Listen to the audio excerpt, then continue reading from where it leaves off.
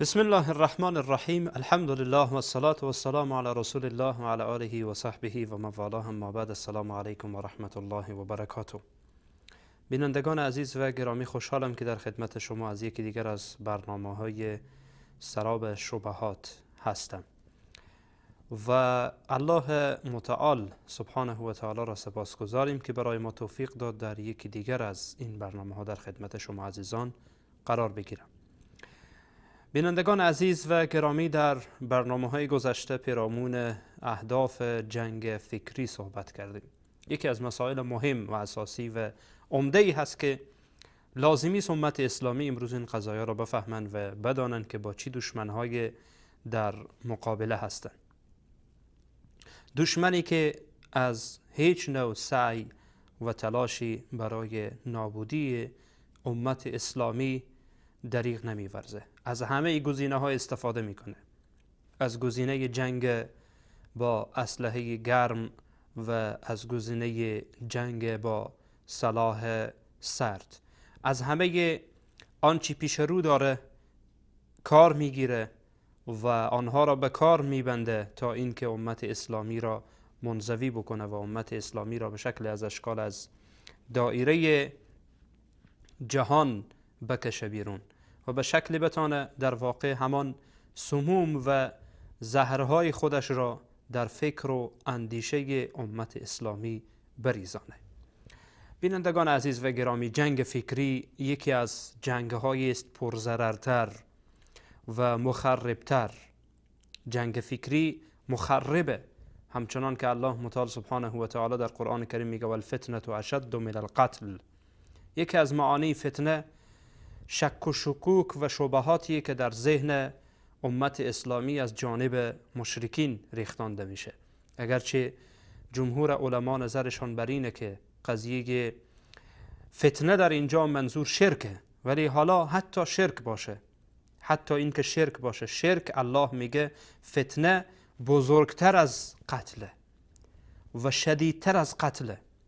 جنگ فکری بنا به این آیه مبارکه شدیدتر و سهمگینتر و خیلی خطرناکتر از جنگی است که در آن قتل و کشتار باشه، زیرا این فتنه هست و این جنگ فکری هست و القای شبهات و القای شکوک در اذهان و مسموم ساختن فکر و اندیشه فرد که او را وادار میسازه تا خیلی از کارهای دیگر را انجام بده. بدین اساس شما ببینید شراب ام الخبائث گفته شده. چرا؟ چون فکر انسان خراب میشه. وقتی فکر انسان خراب شد، انسان هر کاری را مرتکب میشه و هر عمل زشتی را انجام میده، نمیفهمه. حالا قضیه جنگ فکری هم که هست، چون فکر و اندیشه را در واقع هدف قرار میده، یعنی وجود انسان و بدن انسان را به صورت فیزیکی مورد هدف قرار نمیده، بلکه اون مراحل بعدیش هست. اول باید فکر مورد هجوم قرار بگیره و هدف از هجوم قرار دادن این فکر و اندیشه اینه که طرف مقابل را در خدمت کسی بگذاره که جنگ را آغاز کرده و او را برده او بسازه و او بادار او باشه. آغاز کننده جنگ میخواهه که کسانی را که بر علیه اونها جنگ فکری را آغاز کرده بردگان او باشند، بندگان او باشند و چاکران او باشند. لذا از تمام گزینه ها استفاده میکنه و این جنگ خیلی خطرناکتر و سهمگینتر از جنگی است که رویارویی و فیزیکی باشه، زیرا جنگ فیزیکی و رویارویی مشخص، انسان دشمن میشناسه، سلاحش هم مشخصه، تکتیک های جنگی هم مشخصه، این هم میفهمه اون هم میفهمه. اما در جنگ فکری کمتر افراد متوجه میشن و در جنگ فیزیکی جنگ در میان دو لشکر و یا به تعبیر دیگه بگیم میان دو گروه از عساکر دشمن و عساکر کسی که موافقه. عموم مردم نیستند، اما در جنگ فکری عموم مردم مورد هدف قرار میگیرن. خانه به خانه تک تک افراد و هر کدام از آحاد اون امت و ملت مورد هجوم قرار میگیرن و در واقع همه صدمه میبینن. لذا دوستان عزیز و بزرگوارم، جنگ فکری یکی از مهمترین جنگ هایی است که انسان باید خیلی مراقب باشه و خیلی مواظب باشه که اگر مواظبت نکرد و اگر متوجه نبود، یقینا و بدون شک و تردید به حالت وحشتناکی به سر اون امت و به سر اون ملت خواهد آمد که توجهی به این قضایا نداشته باشند. لذا دوستان عزیز و بزرگوارم، متوجه جنگ فکری باشید. اما آنچه که ما می‌خواهیم در این برنامه به خدمتتان عرض کنیم، قضیه وسایلی است که در این جنگ مورد استعمال قرار میگیره و شما میدانید که هیچ جنگی نیست مگر این که در آن اسلحه‌ای هست و وسایلی هست و ابزارهایی است برای این که با دشمن مقابله بکنه، با کسی که میخواد با اون مقابله بکنه.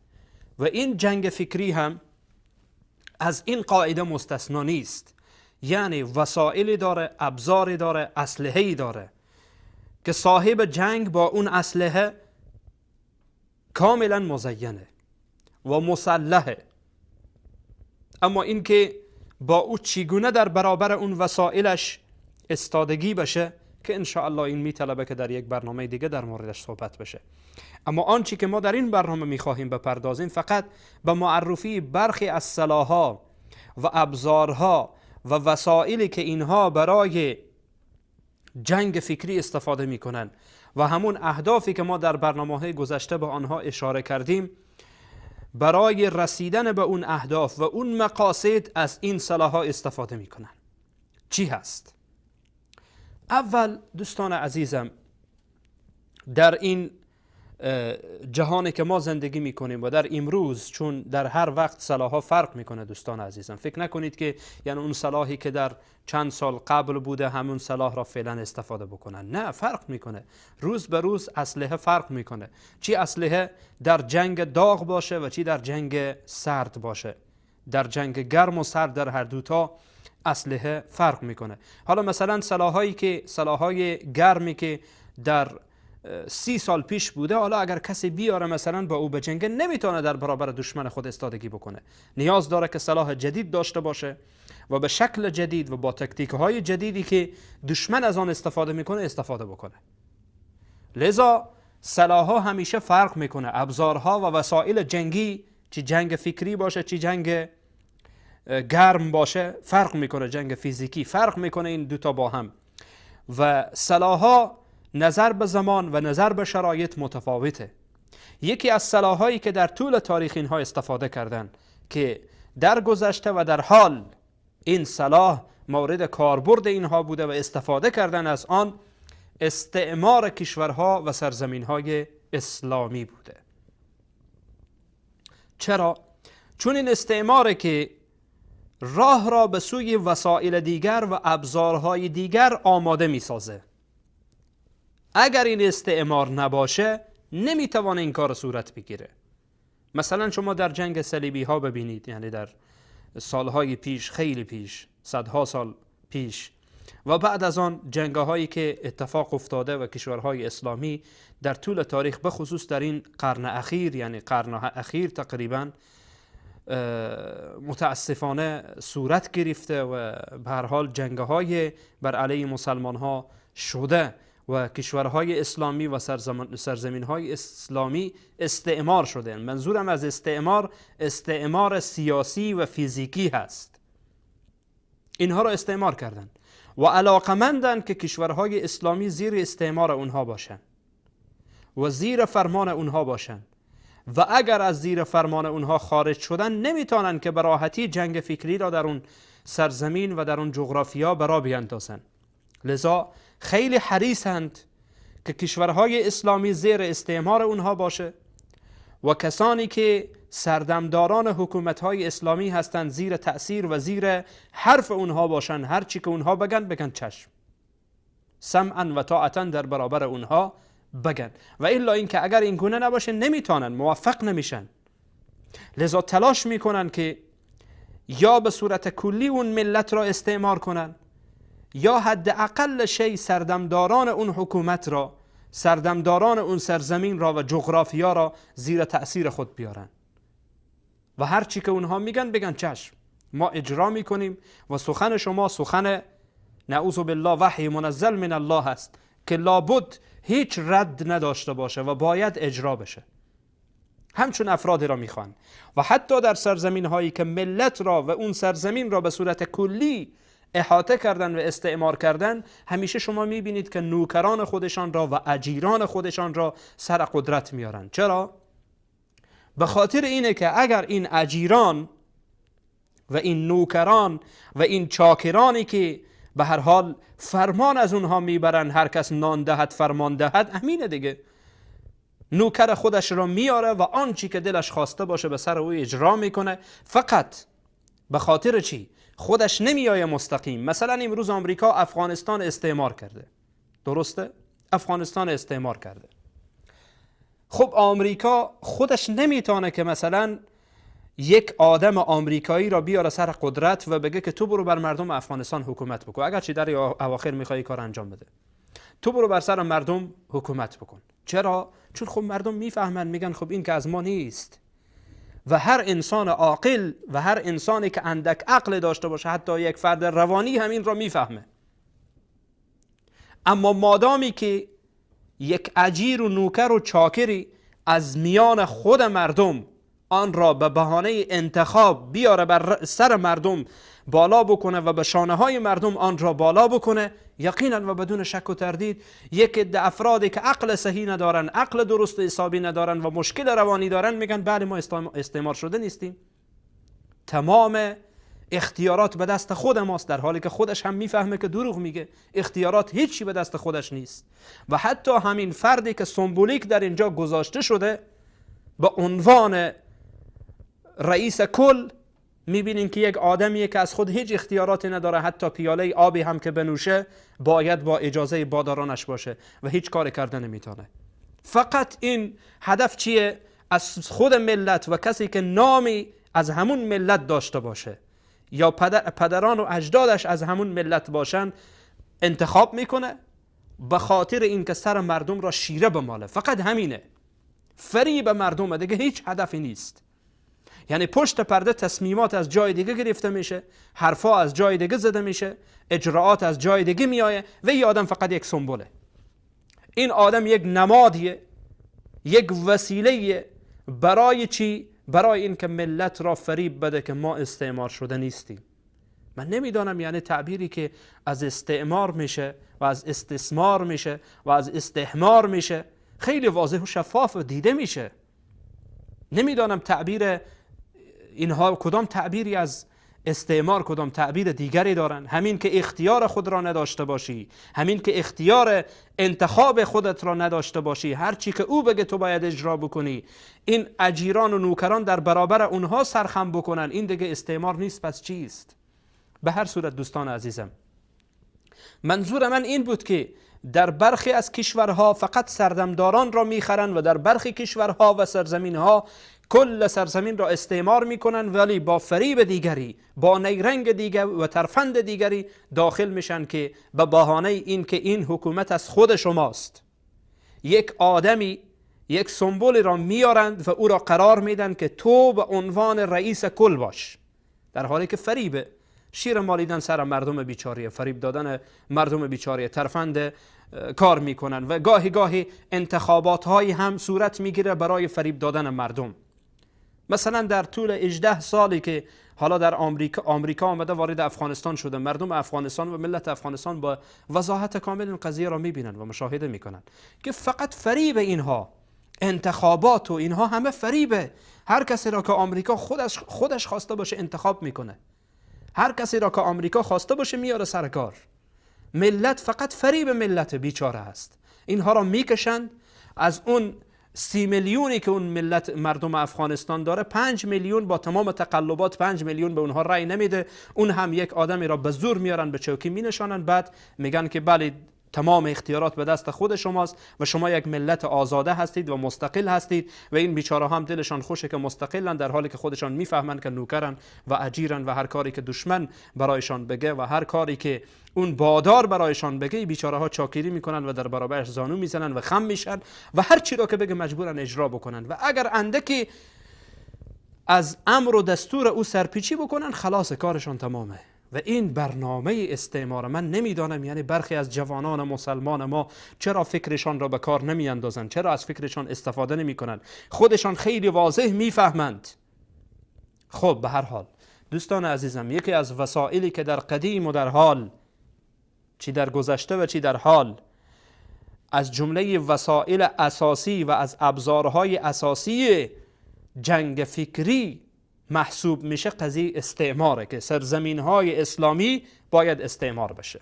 خب بعد از آن که سرزمین های اسلامی استعمار شد کار تمام میشه؟ نه، یک سری افرادی را به نام روشنفکر، به نام دیگراندیش، به نام نواندیش در جامعه ظهور میدن که اینها شاگردان مکتب استشراقند، مکتب خاورشناسی هستند و اینها را در جامعه منتشر میکنن که اینها چون بساط استعمار به اینها آماده میکنه اول، بعد اینها را منتشر میکنه، به اینها پول هنگفت میده و به دسترس اینها تمام وسایل را میگذاره، وسایل مثل کتاب، مثل پول، هر آنچه که خواسته باشن، وسایل را به دسترسشان زیر مؤسسات خاص در دسترس اینها قرار میده و به هر حال اینها رها میکنه داخل جامعه، چون از خود ملتن، چون از فرزندان این ملتن و مردم به اینها اعتماد دارن. بعد اینها وارد شده و همان سموم و زهرهای را در میان مردم متاسفانه پخش و نشر میکنن و به راحتی افکار منحط و افکار پستشان را در میان امت اسلامی روز به روز در حال گسترش و جنگ فکری توسط این افراد شروع میشه. اولین بار توسط اینها شروع میشه. این یک مرحله هست، یک سلاحه. اینها فقط یک وسیله هستند، یک ابزارن. اینها متاسفانه یک ابزارن، از جمله ابزار هستند که داخل کشورهای اسلامی اینها باید کار بکنن. خب هدف اینها چیه؟ در طول تاریخ این گونه بوده دوستان عزیزم. شما مثلا اگر در جنگ‌های صلیبی ببینید، کارهایی که اسماعیلیه، گروه باطنیه و فرقه باطنیه اسماعیلیه بر علیه مسلمان ها می کردن غیر قابل تصوره. خیلی جنایاتی کردن، اینها خیلی جنایاتی کردن. به خاطر اینکه صلاح الدین ایوبی و افرادی که دور برش بودن میخواستند که قدس را نجات بدن و سرزمین های اسلامی از لوث استعمار صلیبی خلاص بشه، اسماعیلیه ها هر کاری که دلشان خواست کردن بر علیه صلاح الدین ایوبی و بر علیه افرادش، حتی چندین بار خواستن او را ترور بکنن. اینها در طول تاریخ این گونه هستند. بعد بیاید شما مثلا پیش بیایید در این زمانهایی که حالا ما مثلا یک قرن گذشته، در این قرن که گذشت، مثلا قادیانی ها در هند، وقتی که استعمار انگلیس در سرزمین هند شد، گروهکی به وجود آورد به نام قادیانی ها، میرزا غلام احمد قادیانی، که حالا در برخی از کشورهای اروپایی خودشان را جماعت احمدیه میگن، که همان گمراهانن، همان فرقه گمراه قادیانی هستند. اینها به خاطر اینکه مسلمان ها را ضعیف بکنن و به خاطر اینکه مسلمان ها را ضعیف بسازن، از این میرزا غلام احمد قادیانی انگلیس چنان استفاده ای کرد که اگر کتابهایش را بخوانید سراسر از تعریف انگلیسه و انگلیس را فرشته نجات معرفی میکنه، مثل که امروز دیگر اندیشانی که از دین بیخبرند آمریکا را فرشته نجات در افغانستان و در بقیه کشورها معرفی میکنند. دقیقاً میرزا غلام احمد قادیانی همین کار را انجام میداد. کتاب‌های شاهد تا امروز. ببینید که از استعمار انگلیس تعریف میکنه و انگلیس را فرشته نجات میدانه در اون زمان در سرزمین هند. خیلی راحت. و بعد از آن شما ببینید بهایی ها چقدر خدمتی که اینها، حالا چیزی که در تاریخ میگه، خدمتی که اینها برای به وجود آمدن اسرائیل و برای دفاع از اسرائیل کردن و حتی مراکزشان تا امروز در اسرائیله. یعنی در هر زمانی متاسفانه فرقه و گروهکی گمراهی به وجود آمد و از اینها استعمار استفاده کرد برای پخش و نشر سموم و زهرهایی که خودشان دارند در فکر و ذهن مسلمان ها و به خاطر اینکه صف مسلمان ها را بشکنند، صف مسلمان ها را بشکنن و مسلمان های واقعی که از حقیقت با خبرن اونها را متهم بکنن، بر پیشانیشان مهر بزنن، آنها را هزار حرف بیجا و حرفهایی که اصلا هیچ اصل و اساس و پایه و ریشه نداره به اونها نسبت بدن. چرا؟ چون اینها میخوان صف مسلمان ها بشکنه، تفرقه در میان اسلام و در میان مسلمان ها به وجود بیارن. و شما میدانید که به وجود آمدن بدعات و فرقه های مختلف امت اسلامی را متشتت میکنه، امت اسلامی را پراکنده میکنه. یعنی به جای این که امت اسلامی یک صف باشه، امت اسلامی را 100 صف میسازه. امروز چرا آمریکا مثلا در افغانستان از احزاب مختلف در افغانستان دفاع میکنه؟ احزاب مختلف، هر کس میای برای خودش حزب میسازه، هر کس میای برای خودش یک جریان میسازه، هر کس برای خودش میای یک طرز اندیشه ای را مطرح میکنه و چند نفر را دور برش جمع میکنه و خیلی راحت مورد دفاع و مورد به هر حال دفاع دشمنان اسلام و آمریکا در واقع قرار میگیره و از اون خیلی راحت متاسفانه پذیرایی میشه. دلیلش چیه؟ دلیلش اینه که اینها نمیخوان امت اسلامی یک بار دیگه جمع بشه. چون اگر امت اسلامی جمع بشن دوباره در یک صف واحد باشن، به جای اینکه چندین صف باشن و این صف بر علیه این صف باشه، حالا تنها چند صف بودن نه، بلکه این صف بر علیه این بر علیه این بر علیه این و همیشه شبانه روز بر علیه یکدیگر بجنگن و یکدیگر بزنن و یکدیگر به هر حال متهم بسازن و اگر دستشان برسه هم دیگر بکشن. متاسفانه. لذا دوستان عزیز و بزرگوارم، اینها باز بعد از این که استعمار در کشورهای اسلامی و سرزمینهای اسلامی میشه، وسیله دیگر اینها افراد اجیر و نوکری هستند که به لباس مسلمان، به لباس همین ملت، به زبان همین ملت، با طرز به هر حال کلتور و فرهنگ همین ملت وارد میشه و شروع میکنه به سمپاشی، شروع میکنه به شک و شبهه انداختن، شروع میکنه به خراب کردن اذهان و افکار امت اسلامی و ملت اسلام. این راه بعدیه. راه بعدی پخش و نشر کتابها و نشریه های نوشتاری. دوستان عزیزم، این خیلی مهمه. امروز شما ببینید مثلا آمریکا در افغانستانه، من بیشتر حرفم در افغانستانه چون امروز عملا استعمار شده است توسط آمریکا، عملا استعمار شده توسط آمریکا است. مثلا چندین بار در بگرام، از داخل بگرام اناجیل پخش میشه در بیرون. مؤسساتی که مثلا در هرات بودن، یکی از ولایات افغانستان، از داخل این مؤسسات آمریکایی و مؤسساتی که کار حالا سیاسی میکنن یا به تعبیر خودشان کاری میکنن برای ملت که دروغه، کاری برای ملت میکنن، خب از اونجا کتاب‌های اناجیل، کتاب مقدس پخش و نشر میشه داخل جامعه، داخل جامعه. و عزیزانی که این برنامه‌های بنده را مشاهده میکنن، من چندین بار نشان دادم یک انجیلی که خودم این را از هرات گرفتم. یعنی سر بازارها علنا اناجیل و کتاب مقدس را و به خصوص عهد جدید را علنا پخش و نشر میکنن، خیلی راحت، بدون هیچ واهمه‌ای، بدون هیچ ترسی. در کابل چندین بار گیر افتادن، در مزار چندین بار گیر افتادن، مراکزی که خاص دعوت به سوی نصرانیت میکنه، دعوت به سوی مسیحیت میکنه و حکومت افغانستان دقیقاً خبر داره. یعنی من که خبر داشته باشم، حکومت افغانستان حتما خبر داره و بارها در برخی از شبکه‌های محلی داخل کابل و بیرون از کابل و ولایات دیگه اعلان کردن و مراکزی که دعوت به سوی تنصیر داره، دعوت به سوی مسیحیت داره، اونها را افشا کردن، اما هیچ کاری نشد. چرا؟ چون بادارانشان هست و اونها همین را میخوان.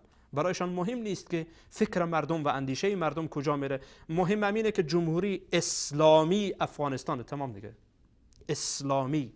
من این رو میگم اسلامی چون این حکومتی که فعلا روی کار هست متاسفانه با اسلام اصلا هیچ سنخیتی نداره، هیچ ارتباطی نداره، کجایش به اسلام میخوره، فقط نامش نام حکومت و جمهوری اسلامی افغانستان، مثل که خیلی از جمهوریت ها متاسفانه این گونه است، به دروغ به نام اسلام تجارت میکنن، به نام اسلام مردم فریب میدن و سر مسلمان ها و سر ملت مسلمان و ملت بیچاره را متاسفانه شیره میمالن. خب هدف من این بود دوستان عزیزم، جاهایی که مثلا مثل میدان بگرام یک میدان سیاسیه، در اونجا کتاب مقدس پخش و نشر داخل جامعه، یعنی چی؟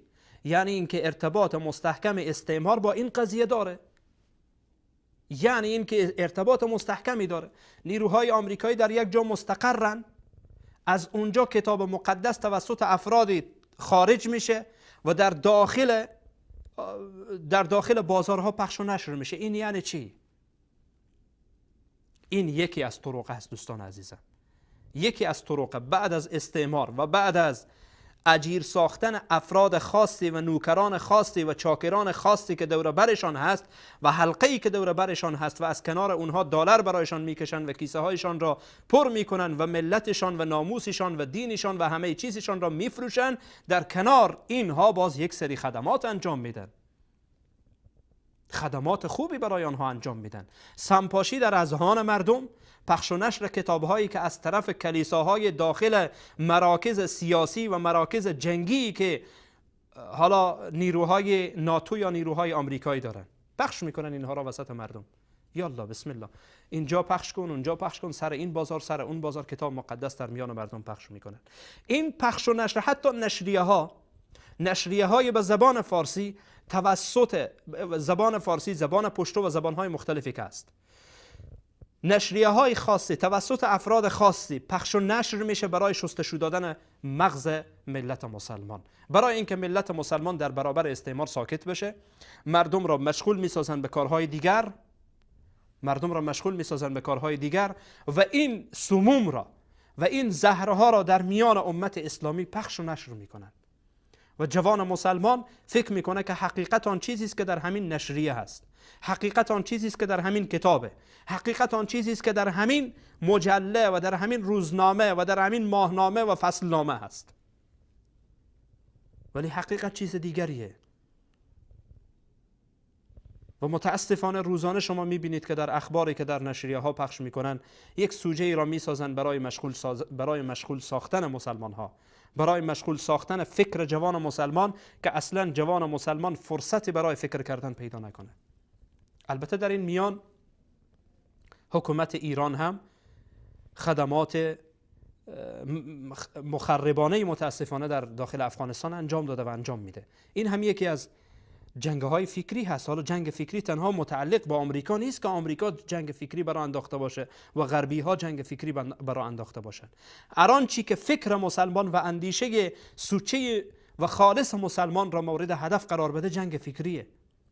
اونها هم مجلاتی دارن، مثلا از طرف ایران نوکران خاصی داره، مجلات، روزنامه ها، مراکز، مؤسسات، بنیادها و خیلی نامهای دیگری که حالا هستن، بنیادهای خیریه، نمیدانم مجله های خاص.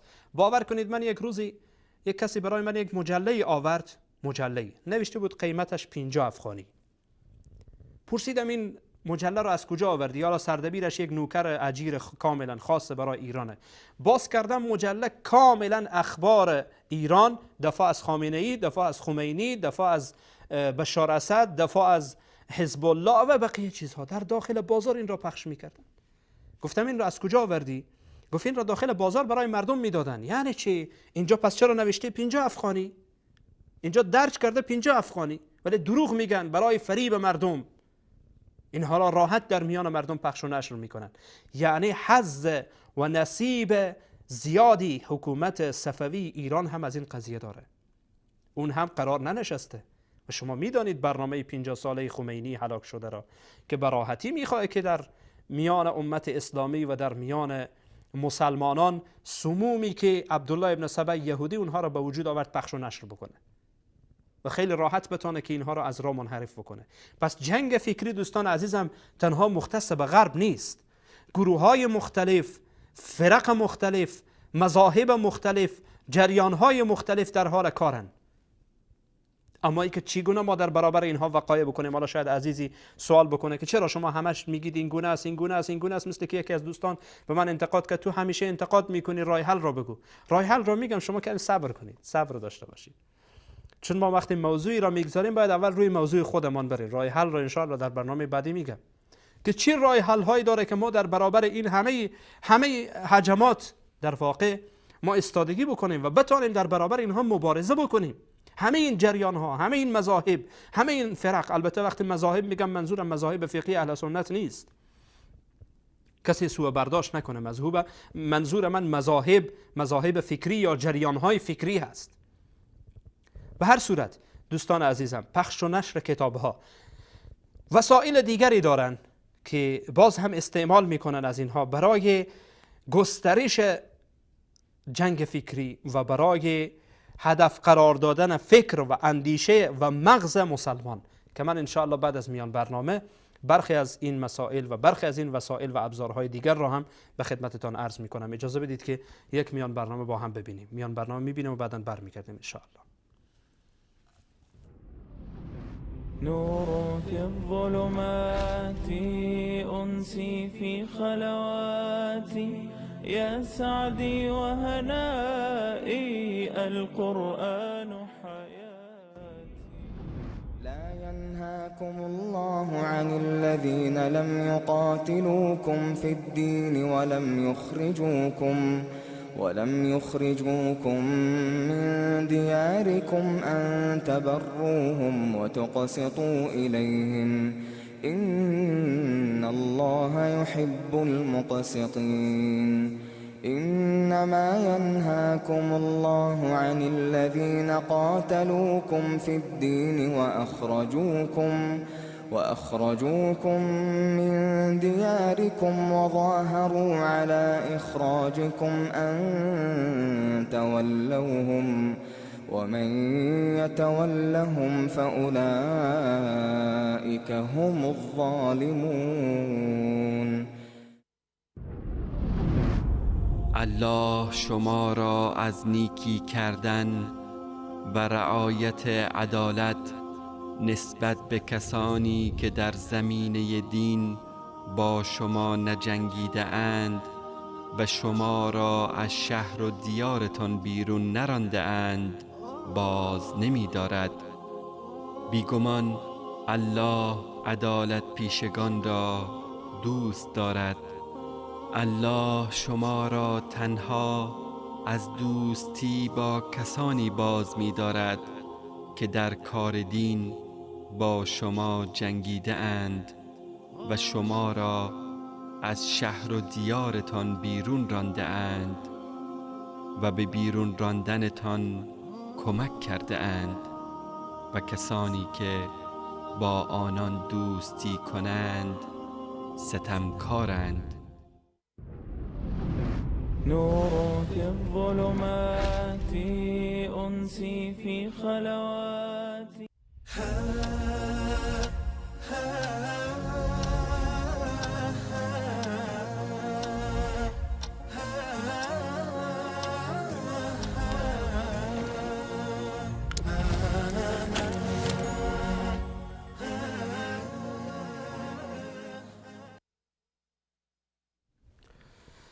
با عرض سلام مجدد به خدمت شما بینندگان عزیز و گرامی. بله بینندگان عزیز و گرامی، تمام جهان بر علیه امت اسلامی استاد میشه و حدیث ثوبان رضی الله تعالی عنه یادم آمد در لابلای این حرفا که رسول الله علیه السلام میفرمایند در آخر الزمان همه ملت ها بر علیه امت اسلامی جمع میشن، مثل ای که افرادی دوربر یک کاسه غذاخوری و به هر حال قاب غذاخوری جمع میشن. و بعد صحابه پرسان میکنن از پیامبر اسلام صلی الله علیه و سلم، یا رسول الله، این حدیث در مسند احمده، یا رسول الله آیا به خاطر این است که ما در روز زمان کمین؟ میگن نه، شما زیادید ولی اندک نیستید، اما مانند خس و خاشاک روی دریا هستید، متفرقید و شما را وهن فرا میگیره، حب دنیا و ترس از مرگ. به هر صورت دوستان عزیز و بزرگوارم، تمام ملت ها بر علیه امت اسلامی جمع میشه و بر علیه ملت مسلمان جمع میشه. هر کس نام از دین بزنه، هر کس نام از قرآن بزنه، هر کس نام از اسلام بزنه مورد هجوم قرار میگیره، چی از روافض باشه، چی از غربی ها باشه و از جهات مختلف و مذاهب و جریان های فکری مختلف بر علیه امت اسلامی کار میکنن. همه اهدافشان چیه؟ هدف قرار دادن فکر مسلمان و سرانجام اگر نتانستن هدف قرار دادن فیزیکی و جان و به هر حال جسم یک انسان مسلمان و اون را از بین ببرن. همه تلاش ها به خاطر این صورت میگیره. یکی دیگر از وسایل و ابزارهایی که همه اینها با هم مشترکن و استفاده میکنن قضیه جدید هست. البته قضیه جدید هست، رسانه های صوتی و تصویری. این خیلی مهمه. و رسانه های نوشتاری، یا به تعبیر دیگر میدیاها و سوشال میدیاها. میدیاها یعنی شبکه های تلویزیونی و شبکه های رادیویی. سوشال میدیا تمام فضای مجازی، حالا با انواع مختلفی که داره و برنامه های مختلفی که داره. لذا دوستان عزیزم، این هم یکی از وسایلی که دشمن استفاده میکنه بر علیه ما، بر علیه امت اسلام و بر علیه فکر مسلمان، و برای اینکه فکر مسلمان باید منحرف بشه، فکر مسلمان باید به طرف گمراهی بره، فکر مسلمان باید به طرف تباهی بره، فکر مسلمان باید مورد هدف قرار بگیره و مورد هجوم قرار بگیره. و شما میبینید امروز به راحتی تمام اینها بلا استثناء بر علیه امت اسلامی جنگ فکری را آغاز کردن از این طریق. و این طریق جدیده و میطلبه که با این طریق با اونها مبارزه بشه، که من انشاءالله در بحث انشاءالله در مبحث راه حل و راه جلوگیری از جنگ فکری این مبحث را مطرح میکنم. فقط آنچه که میخوام حالا این قضیه را عرض بکنم دوستان عزیزم که اینها از جمله وسایلی است و از جمله اسلحه هایی است که بر علیه امت اسلامی استعمال میشه. من واقعا تعجب میکنم امروز یک جوان مسلمان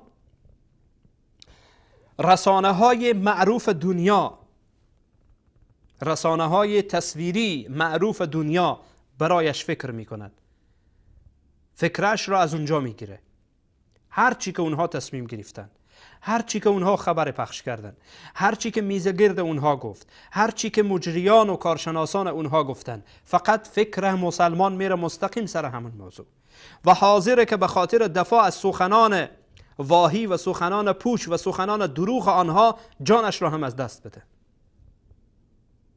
و این جنگ فکری، این جنگ فکری. اون دروغ میگه و این دروغ را باور میکنه و حاضره که از این دروغ دفاع بکنه.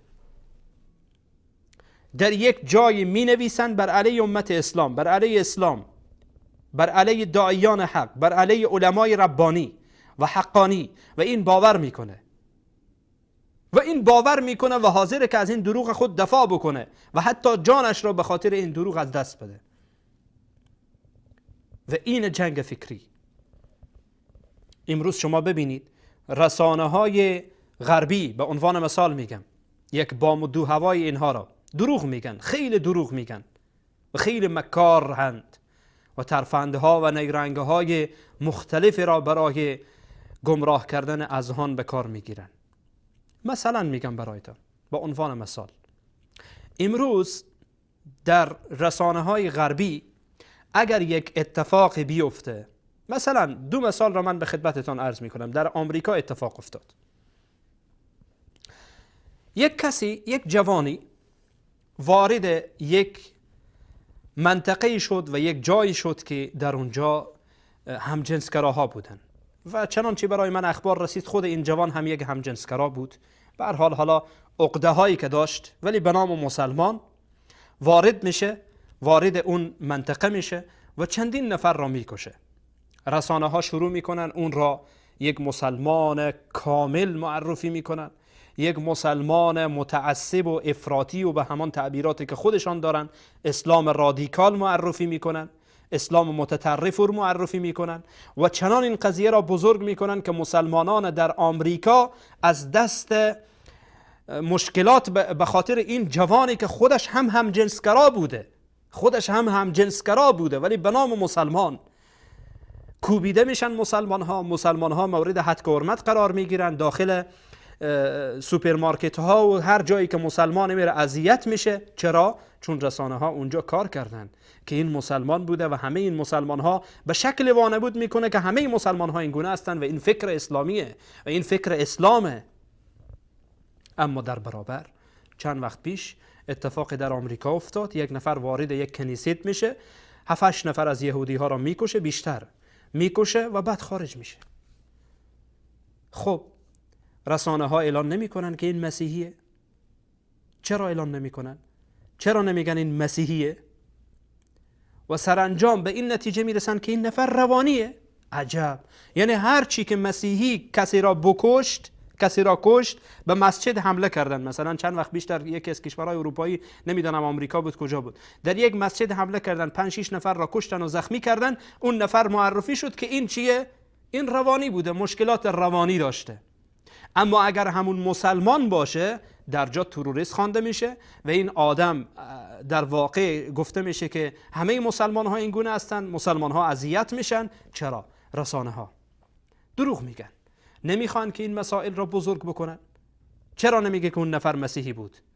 خب میگه خلاص عمل شخصی اون بوده. خب خلاص اگر عمل شخصیه قراره که به اعمال شخصی شما قضاوت کنید. اگر ترفند باز نیستید، مکار نیستید، نیرنگ باز نیستید، خب چرا وقتی که یک جوانی که خودش هم جنسگراه، حالا از پدر و اجدادش مسلمان بوده، میگید یک مسلمان این کار انجام داد؟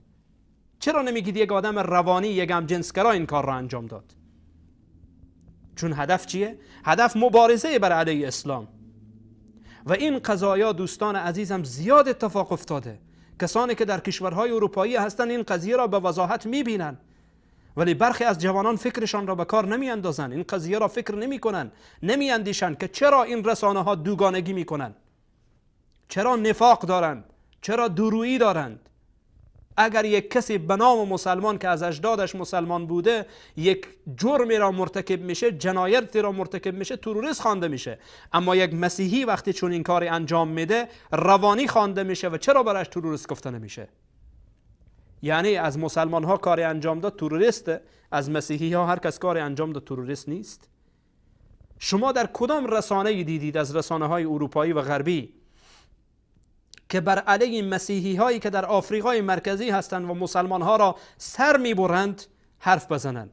در کدام یکی از رسانه ها دیدید که اینقدر این قضیه را مانور بدن؟ حالا شما تصور کنید اگر کشور برما، مثلا کشور برما، در اونجا مسیحی ها زیر ظلم می بودن، یقین کنید که تمام رسانه ها، چی رسانه های غربی و چی رسانه هایی که زیر تأثیر غرب هستند و اخبارشان را از اونجا میگیرن و برنامه هایشان را از اونجا میگیرن، اهداف اونها را پیگیری میکنن ولی به زبان ملت خودشان. باور کنید که تمام این رسانه ها شبانه روز جیغ میکشید، همه کشورهای اروپایی استاد میشدند و برای دفاع از اون مظلومین، به اصطلاح خودشان مظلومین مسیحی استاد میشدند و دفاع میکردند.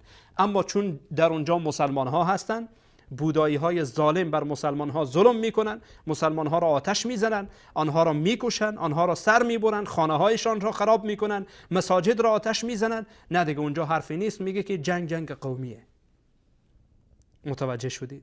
من دوستان عزیزم، من هدفم اینه که میخوام این را بگم که متاسفانه برای برخی از جوانان مسلمان هم امروز این رسانه ها فکر میکنن هرچی که همین رسانه گفت قبول میکنه، باور میکنه. یک رسانه مکار که هدفش کاملا مشخصه. من اینها رو به عنوان مثال گفتم دوستان عزیزم، مش نمونه خروار. وگرنه دوستانی که در کشورهای اروپایی هستن، من خواهش میکنم کسانی که صدای من را میشنون، بعد از این که حرفای من تمام شد بیایید شما این مسائل را بگید. من خب اینها را در بعضی اخبار میبینم، در بعضی از جاها میبینم. نمیگن که تروریسته، من میگم تروریسته. اونها به صورت دوگانگی اعلان میکنن، ولی من میفهمم که این دوگانگیه. چرا اونجا نفر تروریست میشه، اینجا تروریست نمیشه؟ اونجا آدم کش میشه، اینجا روانی میشه. اونجا به دینش نسبت داده میشه، اینجا به شخص خودش نسبت داده میشه. اگر قرار باشه این عمل شخصی باشه و به خودش مربوط بشه، چرا شما وقتی که یک مسلمان چون این مرتکب چون این جرمی میشه که ما هم میگیم جرمه و شما هم میگید جرمه و همه مسلمان ها با این موافقن که این جرم صورت گرفته، چرا اونجا به گردن همه مسلمان ها میاندازید، همه مسلمان ها را متهم میکنید، دین اسلام را دین خشونت اعلان میکنید؟ من یک ویدیویی دیدم دوستان عزیزم، خیلی جالب بود برای من. یک ویدیویی دیدم که برخی آیات کتاب مقدس که در اونها خشونت، یک کسی آماده کرده بود میرفت مثلا پیش یک مسیحی استاد میشد در یک از کشورهای اروپایی، استاد میشد برایش آیه را میخواند، میگفت این در کجاست؟ میگفت در قرآنه. و بعد این نفر میگفت نه در قرآن نیست، این در کتاب مقدسه. حیران میمون نفر. یعنی خشونت و جنگ هر جایی که نامش بالا بیه، این جوان غربی فکر میکنه که قرآن این را گفته، فکر میکنه قرآن این را گفته. باور کنید این را خودم با چشم خود دیدم دوستان عزیزم. یعنی جنگ تا این اندازه، مثلا بعضی از برنامه‌هایی میسازند برای خراب کردن اذهان اون ملتی که هست و شستشو دادن مغزهای ملت خودشان و فریب دادن مسلمان ها تا مسلمان از خودش خجالت بکشه. به عنوان مثال یک کسی را لباس عربی میپوشیدن، بعد او را میفرستن در یک جای، یک ساک دست داره، یک ساک، یک بیکی دست داره، اون را میاندازه، همه فرار میکنن به ترس این که مبادا این انتحاری باشه، یک بم باشه. ولی با یک لباس دیگری باز میسازه، این را فیلم میسازن و در رسانه ها پخش میکنن. این را خودم با چشم خود دیدم دوستان عزیزم. بعد یک لباس دیگری که با نیکتایی و با یک شکل و قیافه دیگر میای بیک میندازه، باز یک نفر دیگه پس این بیک را گرفته میده دستش، نمیترسه. این گونه شستشو میدن مغز را، مغزهای ملت‌هایشان را این گونه شستشو میدن که نشان بدن برای ملت‌ها و برای جوان مسلمان که شما مسلمان‌ها این گونه هستید.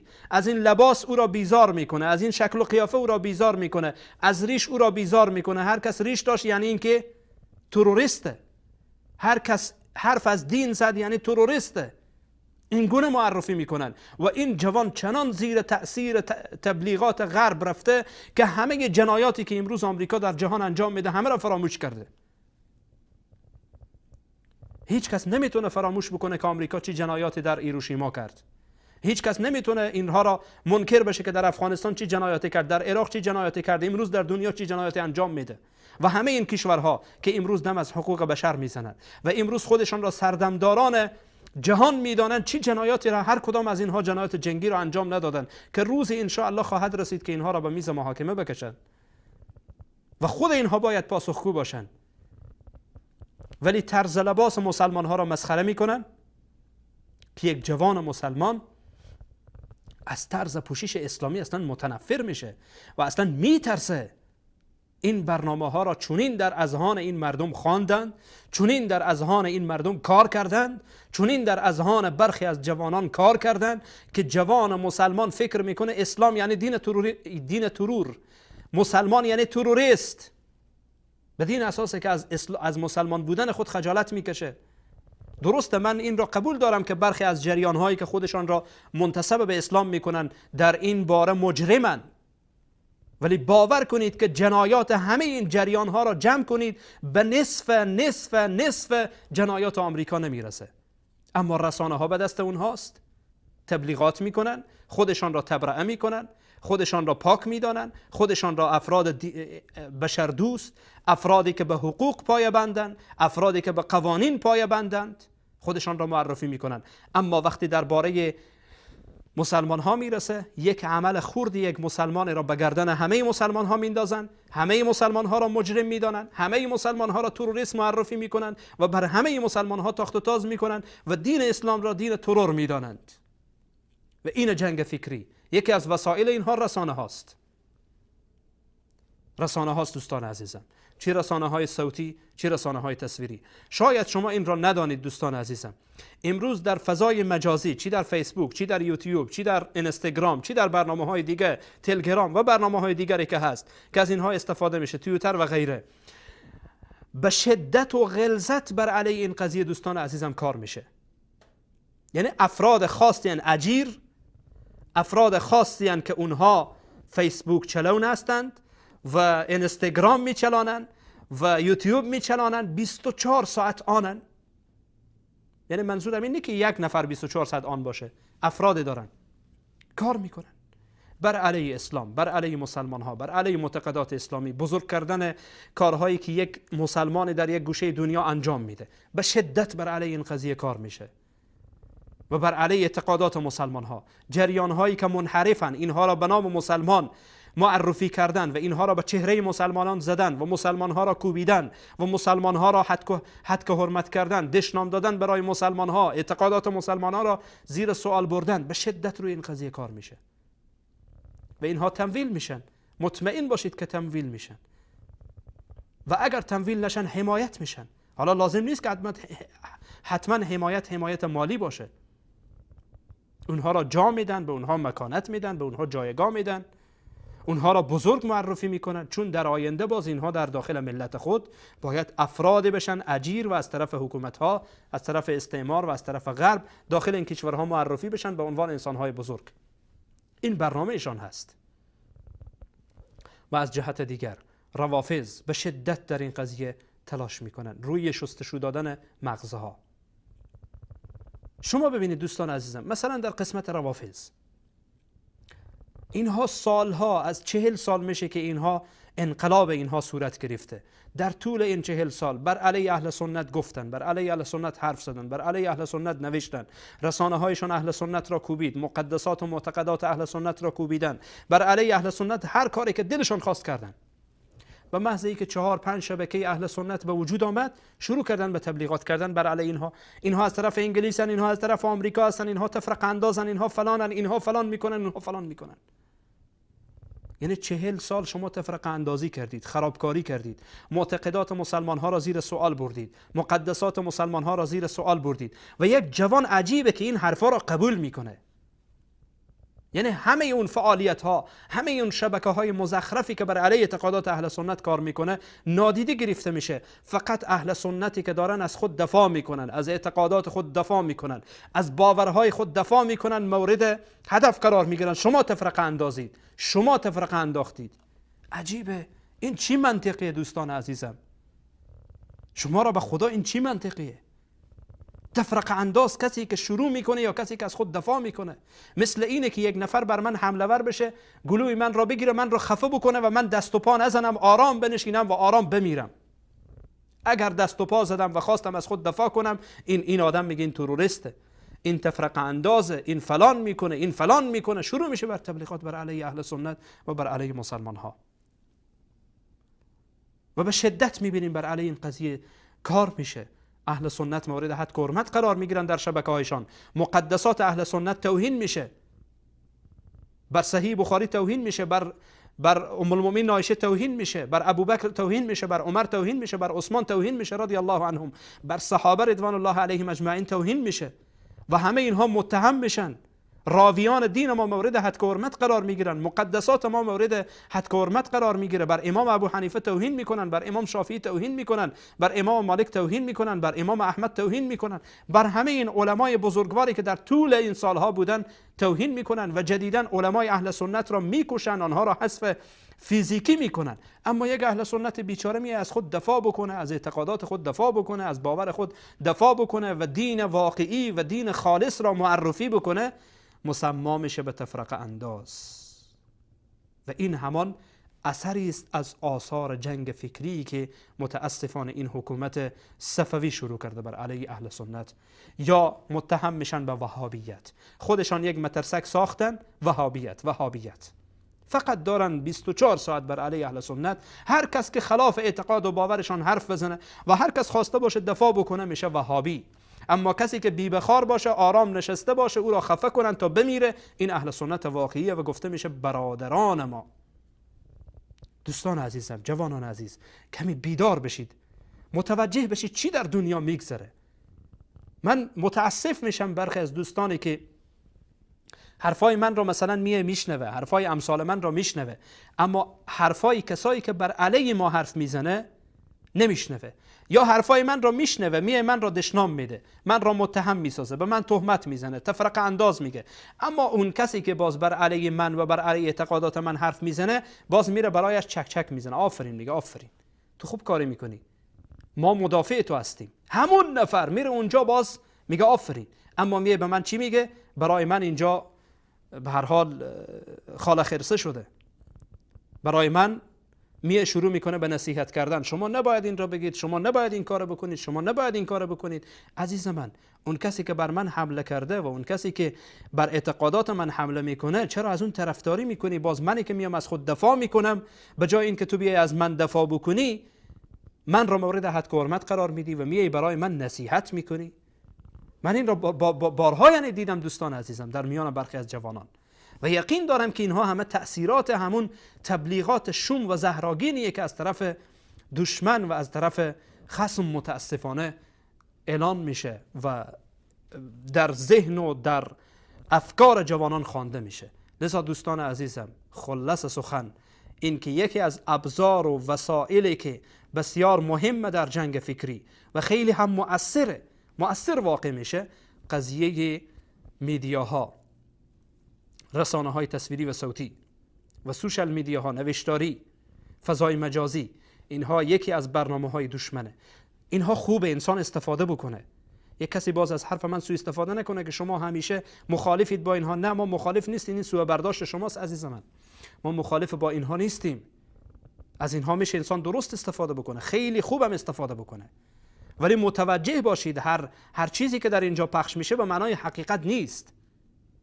به معنای حقیقت نیست. مثلا در فضای مجازی یک نفر میتونه 50 فیسبوک داشته باشه، از یکی یک چیز پخش بکنه، از یکی یک چیز پخش بکنه، دروغ و راست را پخش میکنن. هر چی پخش کردن باید قبول بکنی. حرف اینجاست، حرف در قبول این هاست که آیا ما باید قبول بکنیم؟ هر چی در رسانه ها گفته شد باید قبول بکنیم؟ هر چی در فضای مجازی گفته شد باید قبول بکنیم؟ حرف اینجاست. الله به ما عقل داده، الله به ما دین داده، الله به ما قانون داده. باید از عقل خود استفاده کنیم، از قانونی که الله برای ما فرستاده، از راه و روشی که پیامبر برای ما گذاشته صلی الله علیه و سلم. از اینها ما استفاده بکنیم و دوست و دشمن خود را درست بشناسیم. چی کسی به نفع ما کار میکنه و چی کسی به ضرر ما کار میکنه. چی کسی میخواد که ما به طرف حق برسیم و چی کسی میخواد که ما از حق دور بشیم و به طرف باطل بریم. به هر صورت دوستان عزیزم، اینها برخی از وسایل بود. من فکر میکنم که از این بیشتر نمیتونم در این برنامه در خدمت شما عزیزان باشم، یعنی حرفای خودم رو درم اینجا تمام میکنم تا وقتی برای دوستان داده بشه. اجازه بدید که میان برنامه را ببینیم و بعد از میان برنامه برمیگردیم. ان شاء الله تماس های شما عزیزان و کامنت هایی که عزیزان در فیسبوک دادن ان شاء الله خواهیم خواند. یک میان برنامه میبینیم و برمیگردیم ان شاء الله. الحكمة ضالة المؤمن وبنو الإسلام بها أولى حيث تجدها فعليك بها عنها أبدا لا تتخلى.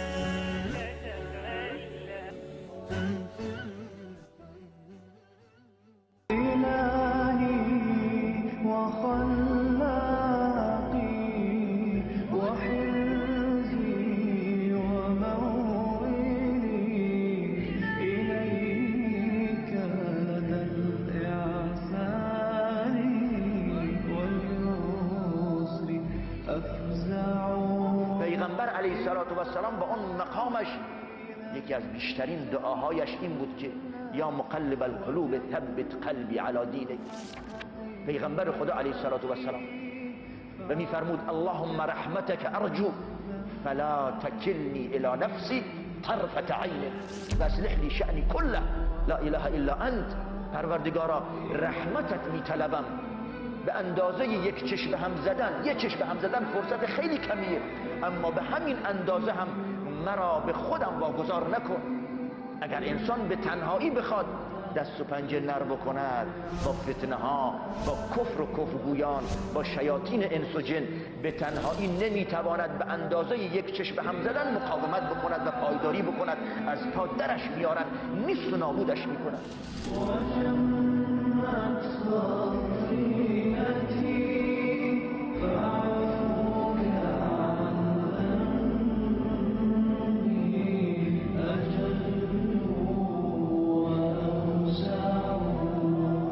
اما اون الله جل شأنه که دلها رو منور میکند، مزین میکند، استقامت و پایداری میدهد که انسان بر صراط مستقیم بمونه و با ایمانش از دنیا برود. اینه که یا مقلب القلوب ثبت قلبی علی دینک، ای گرداننده دلها، ای تغییر دهنده دلها، که الله باشد جل شأنه دل من رو بر دین خودت ثابت و استوار بگردان که با دینت زندگی بکنم و با دینت که اسلام است از دنیا بروم و در فردای قیامت با توی الله بر همین دین اسلام دیدار و ملاقات بکنم. توفنی مسلما و الحقنی بالصالحین، دعای پیغمبر خدا یوسف علیه السلام. پس اینه که از خدا بطلبیم شب و روز، هر لحظه، چون او هست که میتواند.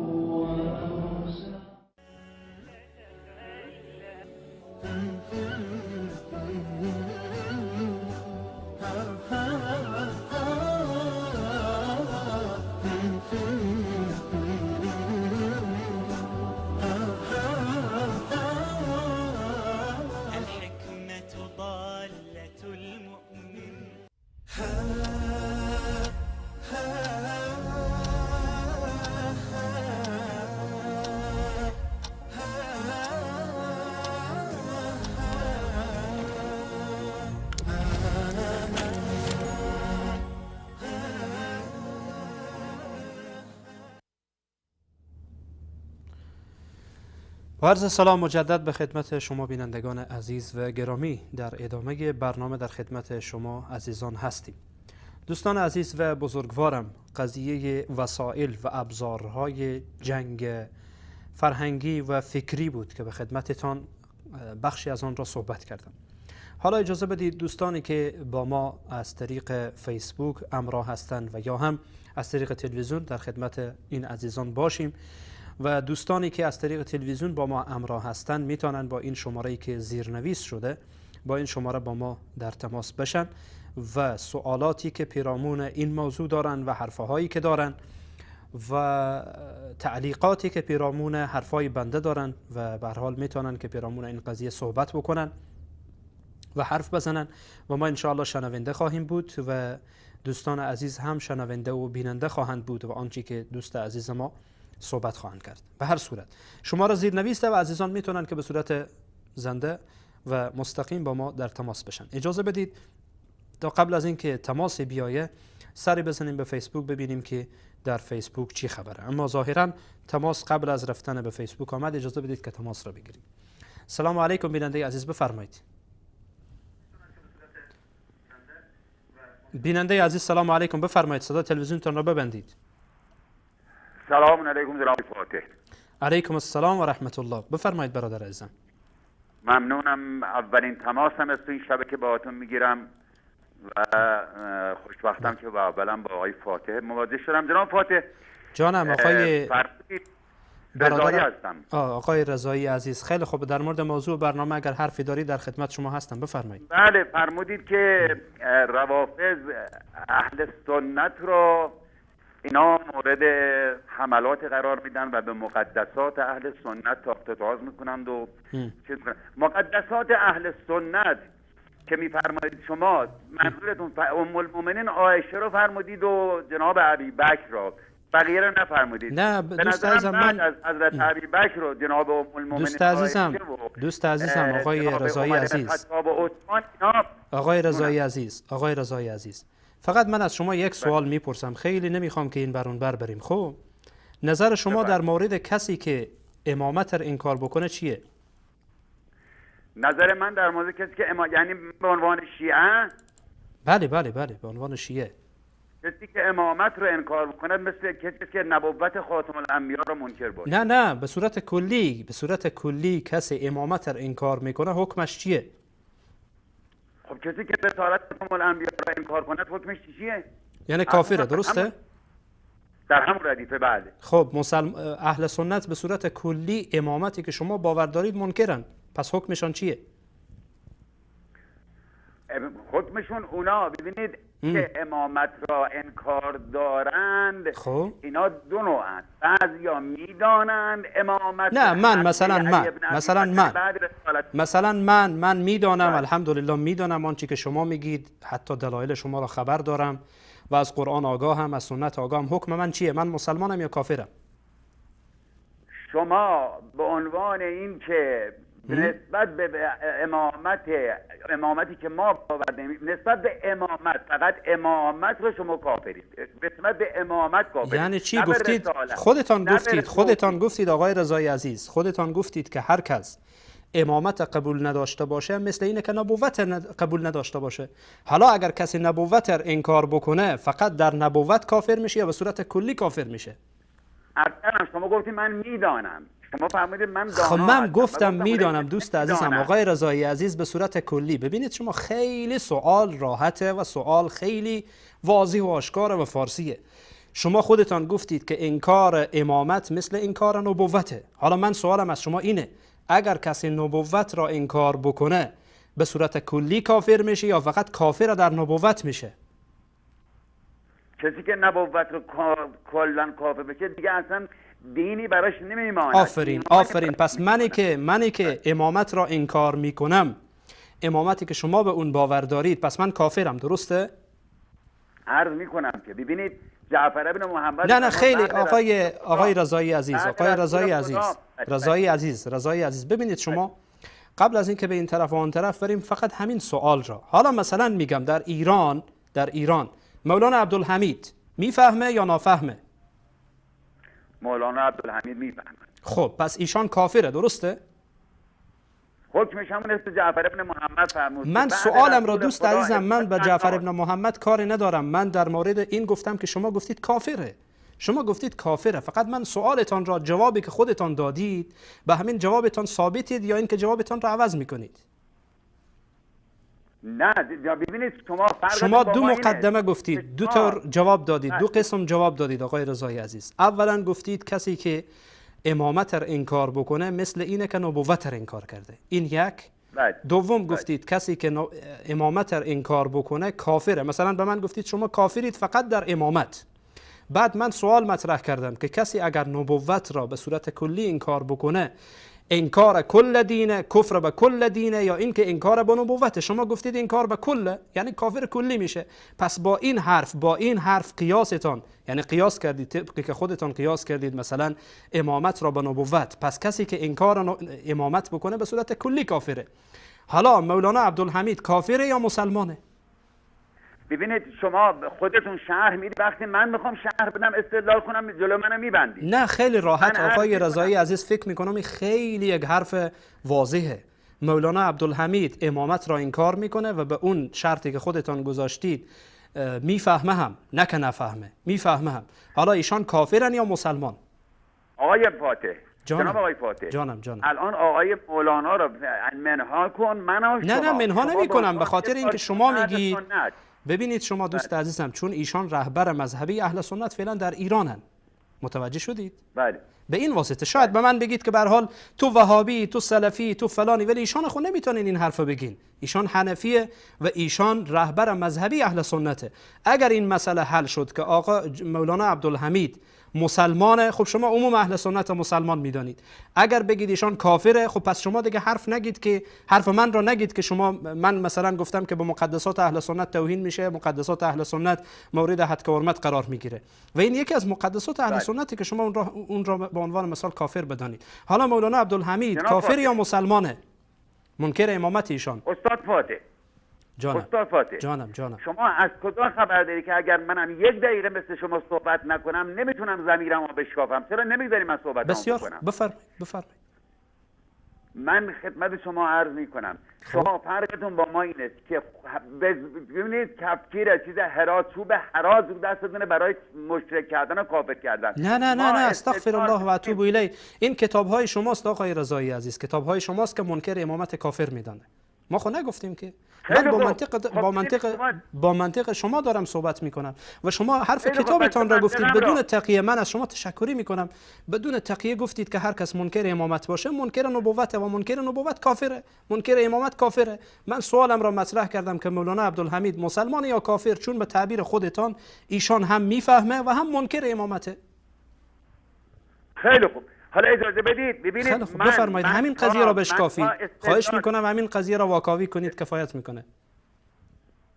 جناب آقای فاتح جانم اجازه بدید ببینید، من میگم من به کلام جعفر ابن محمد میخوام استدلال کنم. او میفرماید نه، به همون چیزی که خودتان گفتید آقای رضا. رضایی عزیز. آقای رضایی عزیز بله. حرفتان را ببینید نگیرید، یا بگید که اون حرف اولم لغو شد تمام، حالا میخوام یک حرف جدید بگم، حکم جدیدی. اول این حرف را شما گفتید یا من از خودم در میارم؟ شما گفتید که خب. منکر امامت منکر نبوته، مثل منکر نبوته و منکر نبوت کافره، منکر امامت کافره. این حرف از شما هست یا نه؟ بله. خب خیلی خوب. استدلال رو میذارم رو اینجا، منکر امامت کافر. حالا بذار من استدلالم رو بکنم. خب بفرمایید. من خب وقتی میگید کافر، قبل از اینکه شما استدلال کنید این سوال من را پاسخ بدید آقای رضایی عزیز. قبل از اینکه شما خب، استدلال من سوال کنید می‌خوام جواب بدم. حرفتان را گفتید، سوال من من حرفتان جواب را قبول کردم. صاحب بهارالانوار هم همین را میگه و شیخ مفید هم همین حرف میزنه. خیلی از علمایتان همین حرف میزنن که منکر امامت کافره. حتی یکی از ائمه این کار بکنه کافره. این را خب میگه اتفقت الامامیه، حتی در بهارالانوار به این لفظ میگه که امامیه متفقن به این قضیه. حالا من جناب آقای سوال من این بود، آقای حرف فاطمی. شما کاملا دقیقه، حرفتان با کتبتان کاملا موافقه. حرف من این بود که آیا مولانا عبدالحمید امروز مسلمان یا کافر؟ آقای فاتح جانم عزیز دلم، بذارید من صحبتم رو بکنم. خب ببینید من قرآن سوال کریم کردم، همین که سوال فرما- من را پاسخ بدید قبل از اینکه شما خب، استدلال الان من کنید. قرآن جوابتو بدم. خب قبل از اینکه قرآن شما فرماد- قبل از اینکه استدلال کنید آقای رضایی عزیز، همین حرف شما گفتید یا نه؟ من حرفم اینه، همین حرف بله، شما گفتید. من مولانا عبدالحمید رو کاری ندارم. من شما چرا رو دارم ندارید؟ صحبت چرا می‌کنم. ندارید؟ شما ایشان هم فرمایید. منکره، ایشان هم منکره، مثل منه، یک بله. ناسیبیه به تعبیر شما. بله. اگر مثل شما منم میگم نسبت به امامتی که منکر باشد برای ائمه اثنا عشر برای رسول خدا، اوصیای رسول خدا، به این مرتبه کافر است. آفرین، به تمام امامت دیگه کافر. تمام. پس بله، شما به خوب. مقدسات اهل سنت توهین میکنید. حتی رهبر مذهبی اهل سنت مثل امام ابو حنیفه را شما کافر میدانید، شافعی را هم کافر میدانید، مالک را هم کافر میدانید، امام احمد را هم کافر میدانید، همه را کافر میدانید بلا استثناء، به خاطر اینکه این امامت را منکرن. پس شما نیایید، جنابه. یعنی دوست عزیزم، شما آمدید بر من اعتراض کردید که شما میگید که اعتقادات اهل سنت توهین شده و به اعتقادات اهل سنت فلان شده. مگر همین شبکه هایی که فعلا هستن و به نام شیعه کار میکنن آیا همین حرفا را میزنن یا نمیزنن؟ منکر امامت را کافر میدانن یا نه مثل شما؟ من خودم یک کارشناسم. من کاری ندارم خیلی که خوب به آقای کار رضایی بگم. عزیز، خیلی واضح. آفرین، من واقعا بر شما مرحبا میگم به خاطر این شهامتتان، به خیلی خاطر خوب، این من به شما جرأتتان، مرحبا میگم. حالا به شما خاطر یه سوال من جرأتتان که جواب از بده آقای همون اصل کتابتان را فاطمی. بدون تقیه گفتید. خب خیلی خوب، یعنی نظر به این شد که مولانا عبدالحمید کافره، درسته؟ شما سوال من جواب بدید. نه شما قبل از اینکه من سوال شما را پاسخ بدم این را گفتم که آیا مولانا عبدالحمید کافر است یا نه؟ قبل از اینی که من آقای رضایی عزیز، خواهش میکنم باور کنید سوال من خیلی سهله، خیلی آسانه، واضح، من سوالت فارسی. جواب بدم. مولانا من عبدالحمید سوالت منکر جواب بدم. امامته. مولانا عبدالحمید و تمام اهل سنت منکر امامتن، کافرن یا مسلمانن؟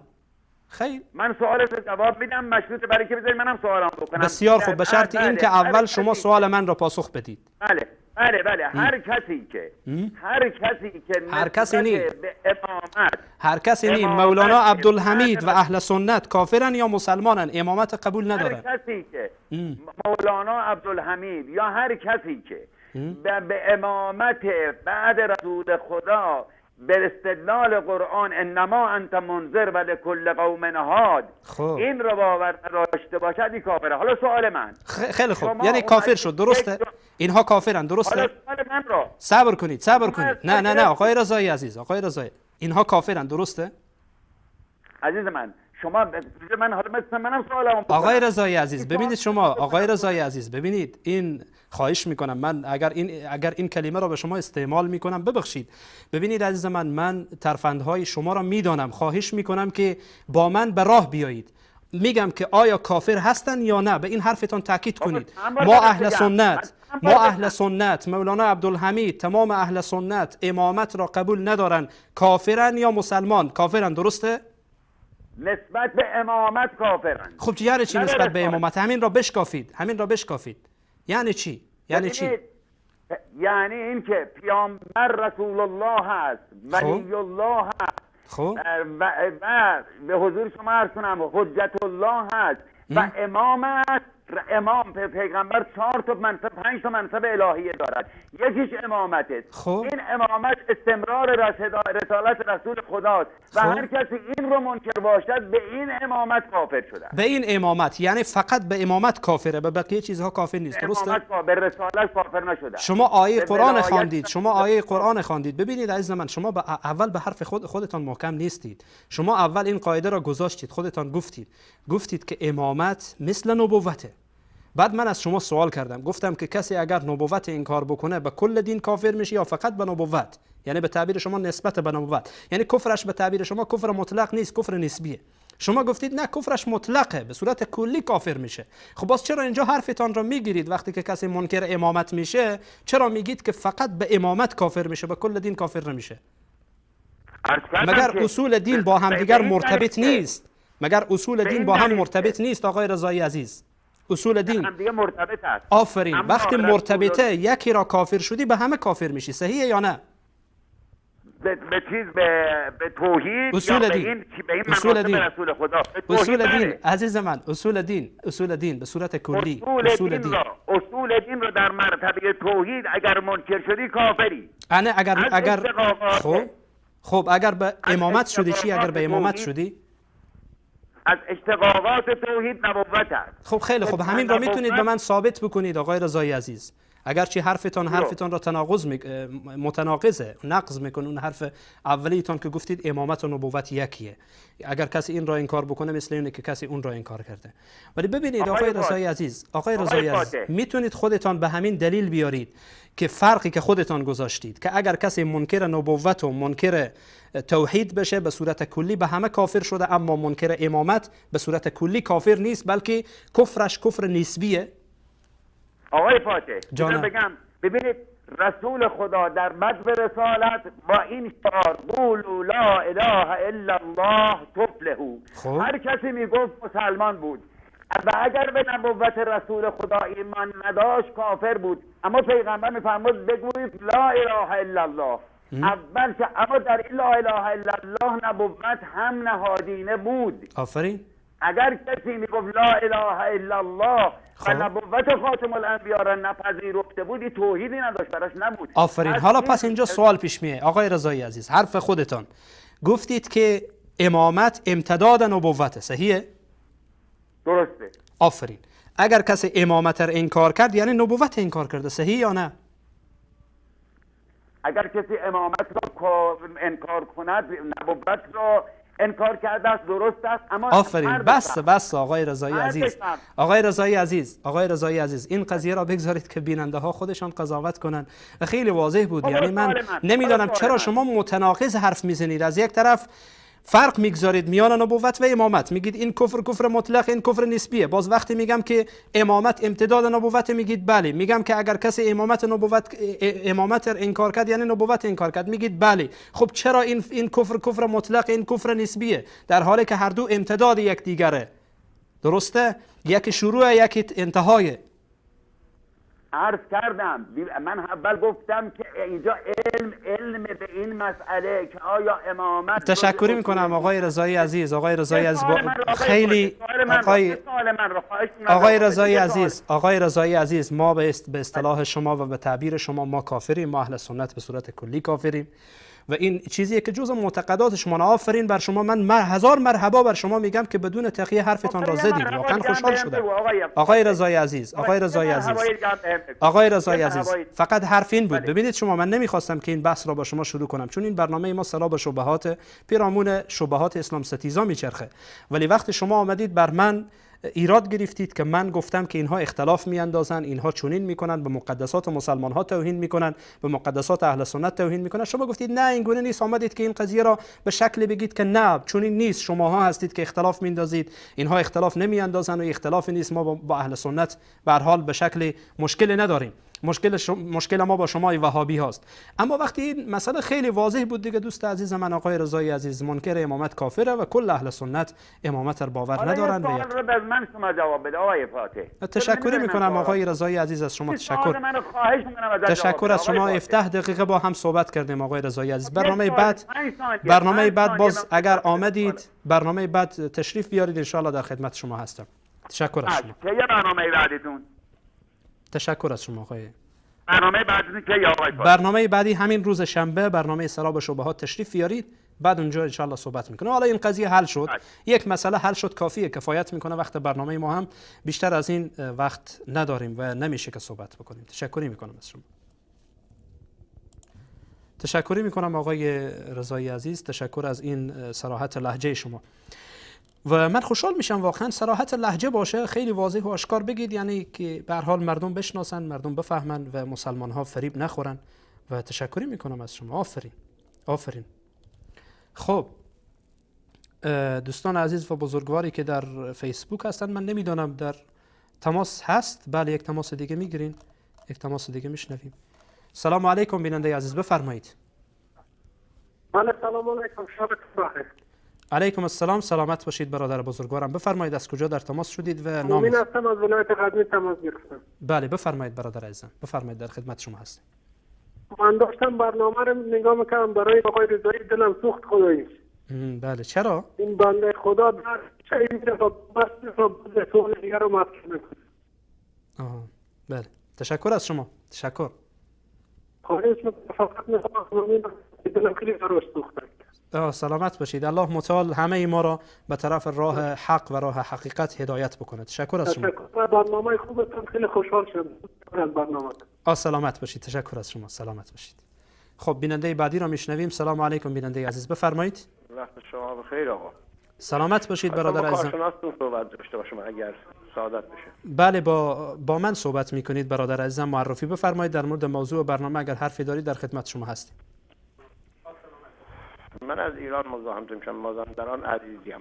بله بسیار خوب، بفرمایید برادر بزرگوارم. اگر در مورد برنامه صحبتی دارید، یعنی موضوع برنامه وسایل جنگ فکری، در خدمت شما هستیم. بفرمایید. عرضم حضور حضرت علی، والا من واقعیتی تازه شبکه‌تون رو باز کردم، یه دفعه متوجه شدم حضرت علی رو دیدم، تا حدودی به جا آوردم، چون قبلا در شبکه‌های دیگر شما رو می‌دیدم.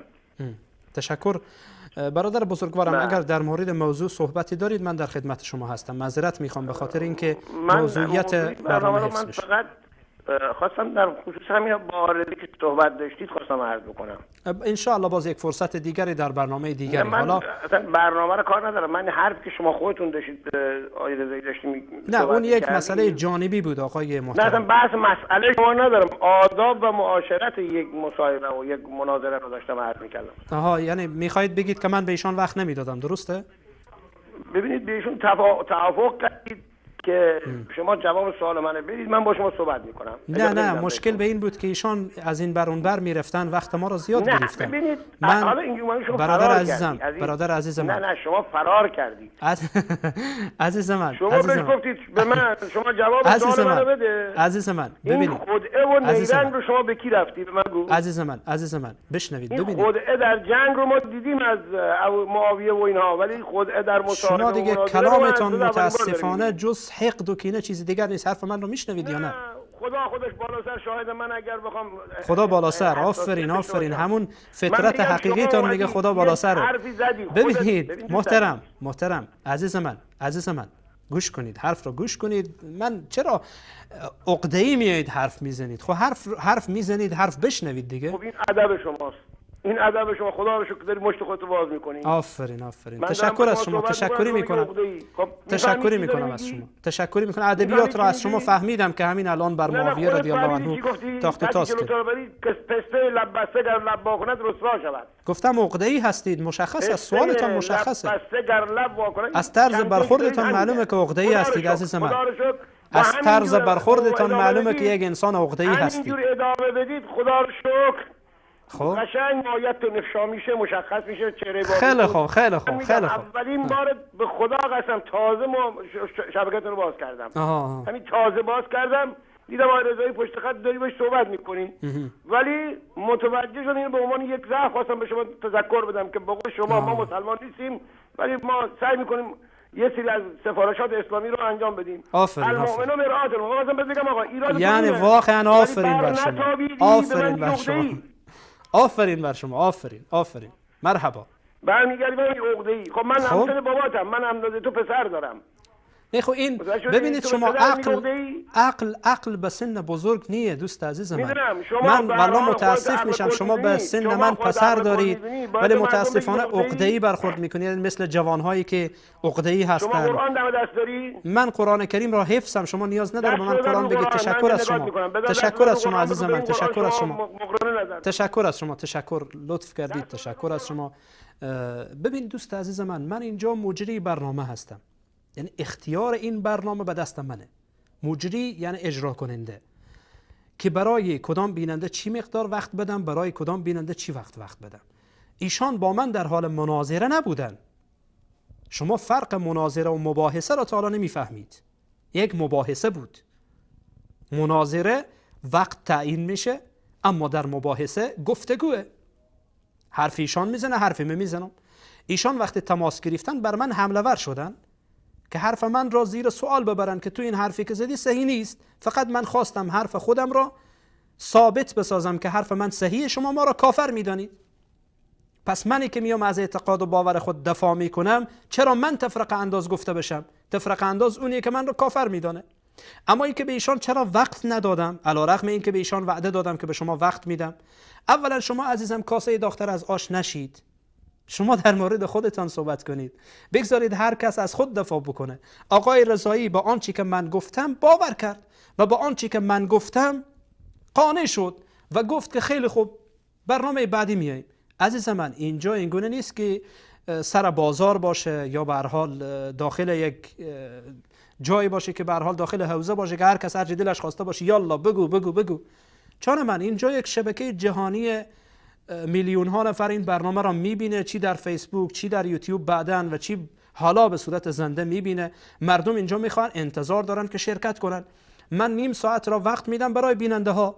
17 دقیقه با جناب آقای رضایی صحبت کردم. شما چرا عزیز من کاسه دختر از آش شدید؟ آقای رضایی قانع شد که برنامه بعدی بیه سوالش رو بپرسه. وقت نمیشه که برای همه بدیم. اگر ما به ایشان به ادامه میدادم شما همینجا نمیتونستید روی خط بیایید و خیلی عزیزان دیگه که روی خطن.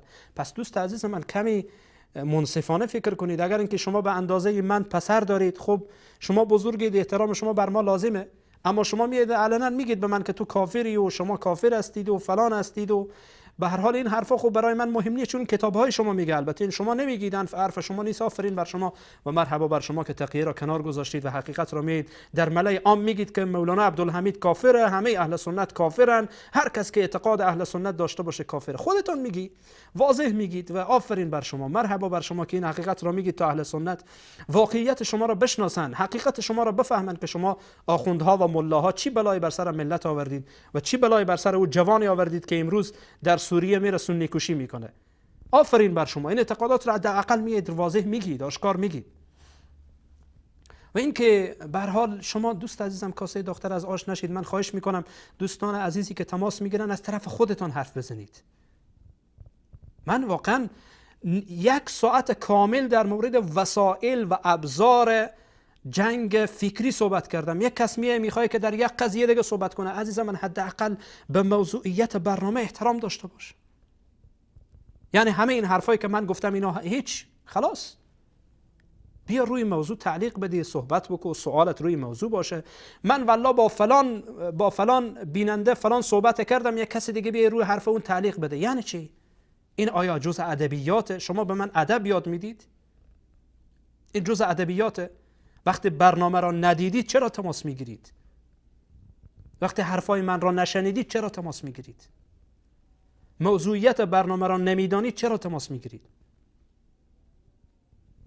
این ادبه؟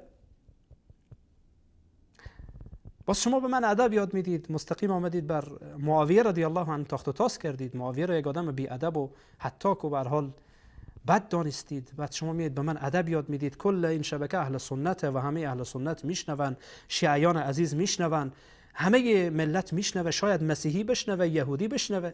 واقعا جای تأسف برای شما که سنتان بزرگه این طرز برخوردتان هست.